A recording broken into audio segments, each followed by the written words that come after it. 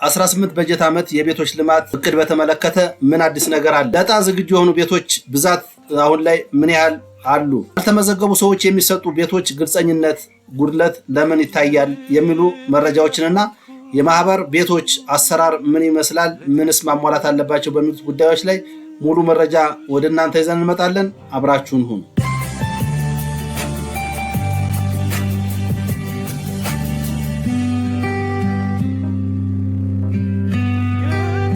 ሰላም ውድ የቻናላችን ቤተሰቦች እንደምን አላችሁ? ዛሬ ደግሞ በሌሎች መረጃዎች ወደ እናንተ ተመልሰን መተናል። ለቻናላችን አዲስ የሆናችሁ ደግሞ ሰብስክራይብ በማድረግ ቻናላችን እንድትከታተሉ እንጋብዛለን። ለሌሎችም ተደራሽ እንዲሆን ሼር በማድረግ እንድትተባበሩን እየጋበዝን ወደ መጀመሪያዎቹ ዜናዎች ወይም መረጃዎች እናልፋለን። ሰሞኑን እንግዲህ የዚህ በጀት ዓመት ማለትም በ2018 በጀት ዓመት በከተማ አስተዳደር ደረጃ 50 ሺህ ቤቶች እንደሚሰሩና 50 ሺህ ቤቶች ደግሞ ከሪል ስቴቶች ጋር 30/70 በሚል ሞዳሊቲ ሊሰሩ እንደሚችሉ በእቅድ ደረጃ መታወቁ ይታወሳል። በመሆኑም በዚህ በጀት ዓመት የአዲስ አበባ ከተማ አስተዳደር ትኩረት ያደረገው አዳዲስ ምዝገባዎችን ከመጀመር ይልቅ የነበሩትን በማጠናቀቅ ላይ መሆኑ ይታወሳል። ለቤቶች ግንባታ ማጠናቀቂያ የሚሆን በቢሊዮን የሚቆጠር ብር ከባንክ ብድር በመውሰድና ከመንግስት በጀት እንዲመደብ ተደርጓል። የኮሪደር ልማት ተጽዕኖን መሰረት በማድረግም የበጀት ዓመቱ ትኩረት ለኮሪደር ልማት ሲባል ቤታቸው ለሚነሳባቸው ነዋሪዎችም ምትክ ቤቶችን በፍጥነት ማቅረብ ላይ አንደኛው ያተኮሩበት መንገድ ነው።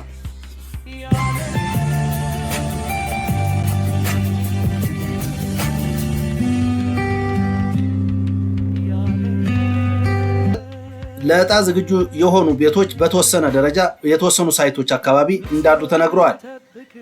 ግንባታቸው ተጠናቆ ለዕጣ ዝግጁ ተብለው የተጠናቀቁ ወይም የሚጠበቁ ቤቶች ከ18000 እስከ 22000 እንደሚሆኑ መረጃዎች አሳይተዋል። እነዚህ የዝግጁነት ደረጃቸው ቤቶቹ ከመሰረተ ልማት፣ ውሃ፣ መብራት እና የተለያዩ መሰረተ ልማቶች ጋር ተያይዞ የነበረባቸው ችግር ተቀርፎ 90% እና ከዚያ በላይ ግንባታቸው መጠናቀቁ ተገልጿል።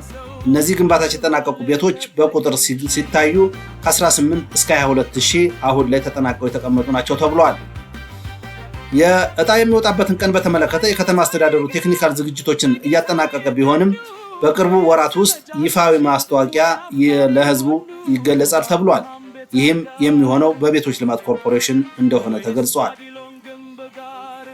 በተደጋጋሚ የሚነሱ ጥያቄዎች ላልተመዘገቡ ሰዎች የሚሰጡ ቤቶች ግልጸኝነት ይጎላቸዋል ሲሉ 1997 እና የ2005 ተመዝጋቢዎች በተደጋጋሚ ይጠይቃሉ።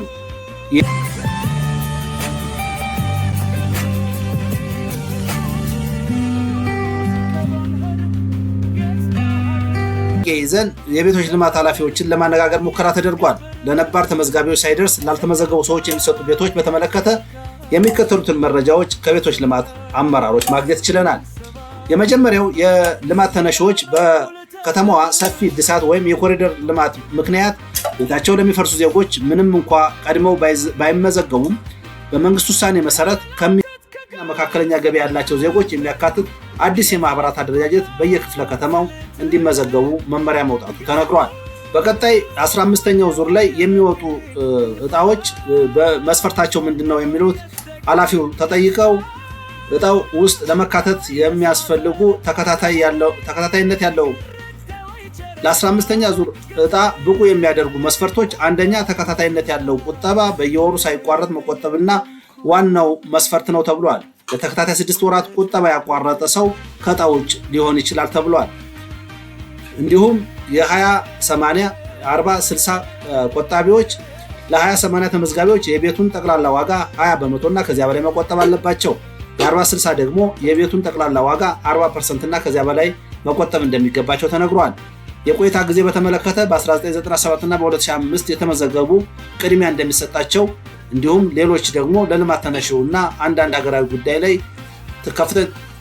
ከፍተኛ አስተዋጽኦ ያበረከቱ አትሌቶች፣ መከላከያ መኮንኖች እና ሌሎች ዜጎችም በተወሰነ መልኩ ቤቶችን የማግኘት ዕድል ይኖራቸዋል ተብሏል።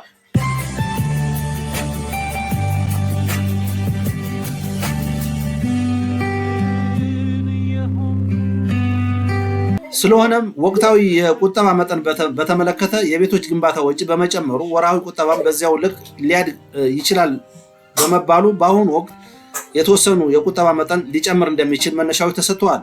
ባለ 1 መኝታ 20/80 ከ500 እስከ 800 ወራዊ ቁጠባ፣ ባለ 2 መኝታ 20/80 ከ1000 እስከ 1500፣ ባለ 1 መኝታ ባለ 2 መኝታ ከ2500 እስከ 3500 እንዲሁም ባለ 3 መኝታ ከ3500 እስከ 4500 ወራዊ ቁጠባ ሊሆን እንደሚገባና ለዕጣ የሚያበቃውም ባለ 1 መኝታ ከ150 ሺህ ብር በላይ፣ ባለ 2 መኝታ ከ250 ሺህ ብር በላይ፣ ባለ 3 መኝታ ከ400 ሺህ በላይ፣ ባለ 3 መኝታ ከ600 ሺህ በላይ ቅድሚያ ክፍያ ወይም ቁጠባ ማድረግ እንዳለባቸው መረጃዎች ያመለክታሉ።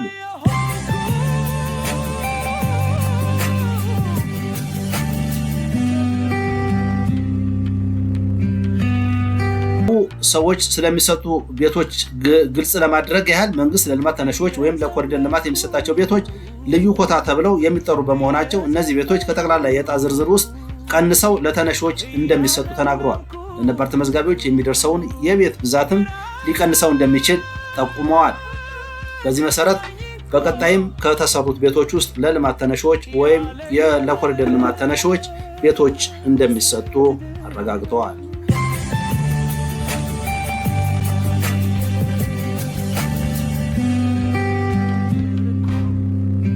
መረጃችን የአሜሪካ ዜግነት ላላቸው ትውልደ ኢትዮጵያውያን የቅጣት ምህረት መደረጉ ተሰምቷል። የኢሚግሬሽንና ዜግነት አገልግሎት በኢትዮጵያ ውስጥ ከተፈቀደላቸው የቆይታ ጊዜ በላይ ኦቨርስቴይ ለቆዩ የአሜሪካ ዜግነት ላላቸው ትውልደ ኢትዮጵያውያን የቅጣት ምህረት ቅናሽ ማድረጉን አስታውቋል። ተቋሙ ባወጣው መግለጫ እንዳመለከተው በኢሚግሬሽን ሕግ መሰረት የሚጣልባቸውን የገንዘብ መቀጫ ለመክፈል አቅም የሌላቸው ወገኖች ቅጣቱ እንዲነሳላቸው ሲያቀርቡ የነበረውን ተደጋጋሚ ጥያቄ መነሻ በማድረግ ውሳኔው ተላልፏል ብሏል። የውሳኔ ዝርዝር ነጥቦችም እድሜያቸው ከ18 ዓመት በታች ለሆኑ ህፃናት የነበረባቸው ቅጣት ሙሉ በሙሉ ተነስቶላቸዋል። ያለምንም ቅጣት በቀጥታ ወደ ህጋዊ የቪዛ አሰራር እንዲገቡ ተደርጓል። እድሜያቸው ከ18 ዓመትና ከዚያ በላይ ለሆኑ አዋቂዎች የነበረባቸው የቅጣት ገንዘብ በግማሽ ወይም 50% ቅናሽ ተደርጎላቸው ቀሪውን ግማሽ በመክፈል ወደ ህጋዊ የቪዛ አሰራር መመለስ ይችላሉ ተብሏል።